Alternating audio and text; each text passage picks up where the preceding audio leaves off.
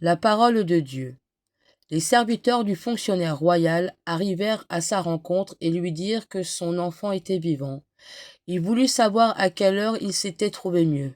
Le père se rendit compte que c'était justement à l'heure où Jésus lui avait dit « Ton fils est vivant ». Alors il crut. Le commentaire. Un haut fonctionnaire dont le fils est mourant monte de Capharnaüm à Cana pour que Jésus agisse. Jésus ne descend pas avec lui, mais lui dit « Va, ton fils est vivant ». L'homme le croit et redescend vers le lac. Vers la route, ses serviteurs lui apprennent que l'enfant est guéri. Alors il crut, lui, ainsi que tous les gens de sa maison, sans avoir encore vu de signes et de prodiges. Pourquoi ces deux mentions de la foi? Le fonctionnaire croit d'abord à la parole de Jésus, puis il croit à son agir. L'Évangile n'explicite pas le contenu du croire, contrairement au récit précédent en Samarie. Nous savons que c'est vrai, que c'est vraiment lui le sauveur du monde. La foi en la vie éternelle sera explicitée au chapitre 5, versets 21-29. La rencontre avec le fonctionnaire se situe entre ces deux moments de révélation. Il croit en la puissance de vie de Jésus et sans doute en tout ce qu'on lui en tout ce qu'on dit de lui dans la région. Le don de la foi est un, et Jean manifeste que chacun le reçoit différemment et qu'il se propage. Partagé. À Cana, Jésus a transformé l'eau en vin pour la plus grande joie des convives. Il revient ensuite réjouir cette fois-ci un père dont l'enfant a une fièvre qui conduit à la mort, et auquel il redonne vie.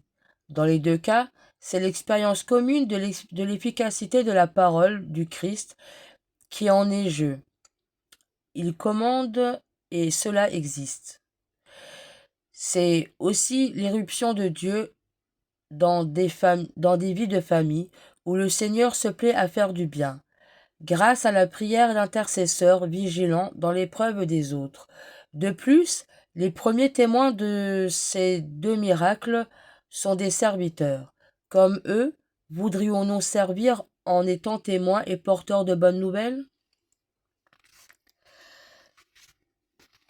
À l'école de Sainte-Faustine.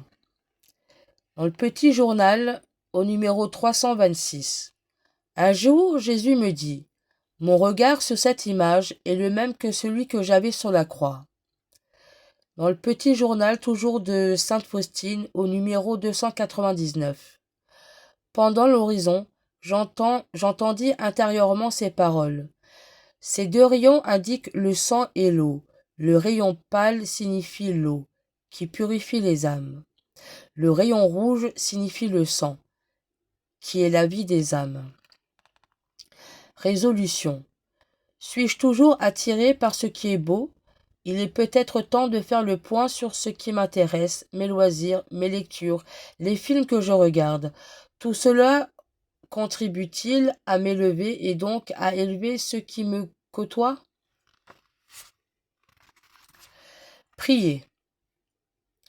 Si c'est pas la foi si c'est pas la foi que te trouvent ceux qui se réfugient auprès de toi, Seigneur, donne-moi la foi.